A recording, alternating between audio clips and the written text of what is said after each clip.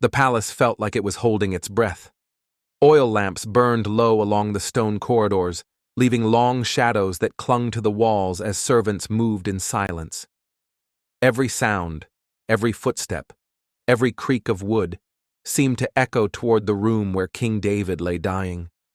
His breaths came shallow and uneven, so faint that attendants leaned close to make sure he was still alive. The man who had once crossed deserts, fought giants and led armies, now struggled just to open his eyes.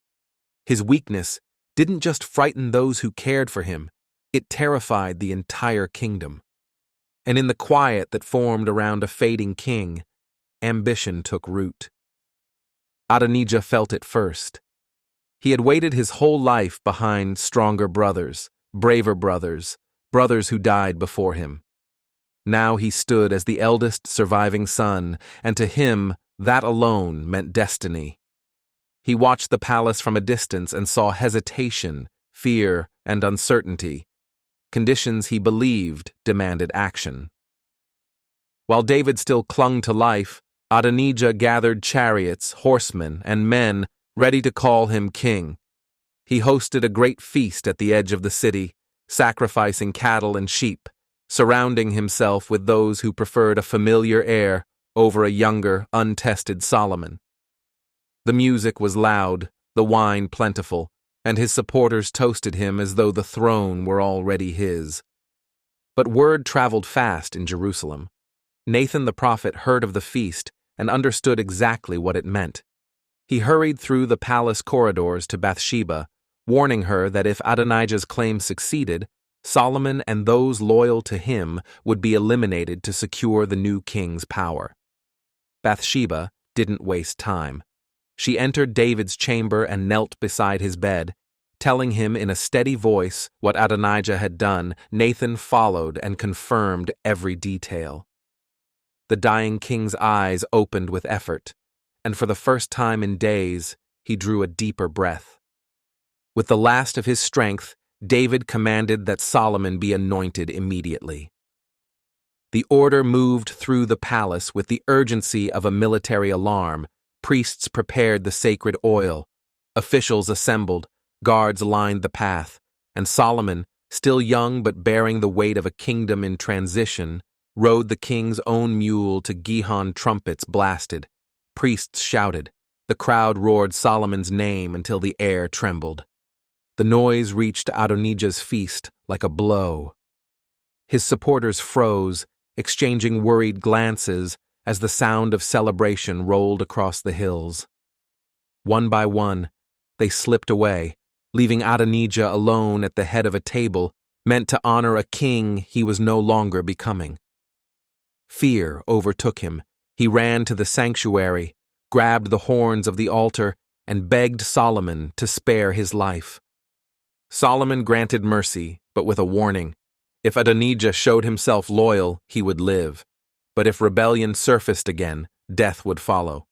For a time, the peace held. David passed away. The nation mourned. Solomon ascended the throne with the eyes of the world on him. He reorganized officials, judged disputes with growing confidence, and strengthened the palace guard. Those who had doubted him in the beginning started to admire his calm reasoning and steady hand. But Solomon never forgot the lesson of his early days. Threats did not always arrive with swords. Sometimes they came in the form of a brother who believed he deserved what had been given to another. Adonijah simmered in resentment. Mercy had spared his life, but it had not softened his pride.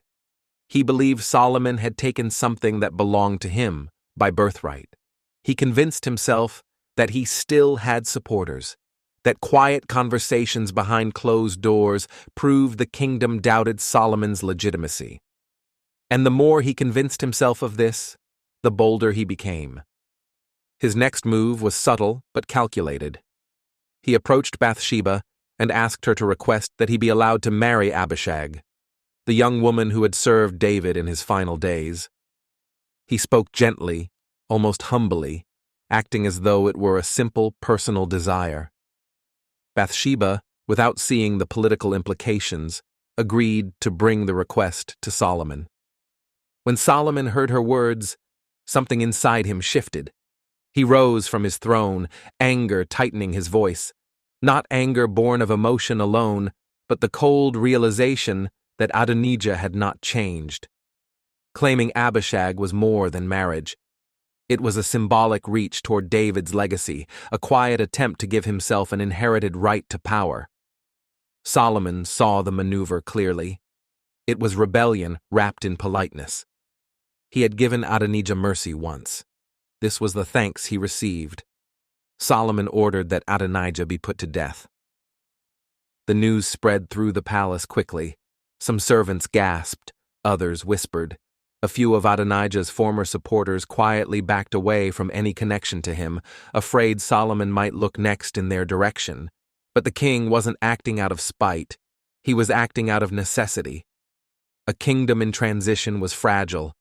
A king who tolerated repeated rebellion wouldn't be a king for long. Benaiah, commander of the king's guard, received the order without hesitation. His loyalty had never wavered. He left the palace immediately, moving with purpose toward the house where Adonijah stayed. Each step he took through the crowded streets sent people scattering, sensing the weight of his mission. Adonijah saw him approaching and seemed to understand instantly. He did not flee to the altar this time. He did not plead. Something in his posture suggested resignation, as if he finally recognized that his ambition had carried him past a line he could not cross back over.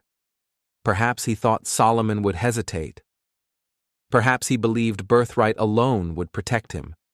But now he stood alone in a courtyard that felt emptier than it ever had.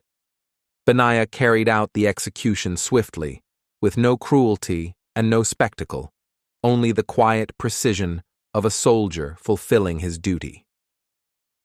Word traveled through Jerusalem by evening. Some questioned the severity. Others spoke of Adonijah's arrogance. Most simply nodded, acknowledging that order had been restored. Solomon's reign, still young, had been tested by the most dangerous threat possible, a rival with lineage, influence, and ambition.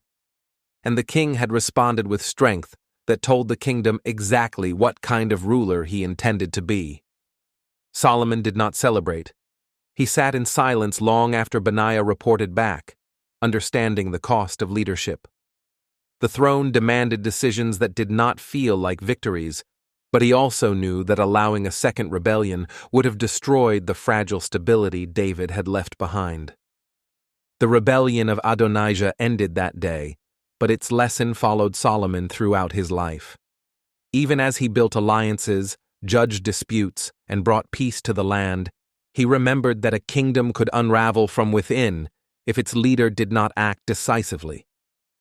And from that moment forward, Solomon ruled with a balance of wisdom and firmness, knowing that peace depended not just on justice, but on the courage to confront threats before they grew beyond control. Thank you for listening to Divine Crime. Subscribe for more true stories from the most dangerous book ever written.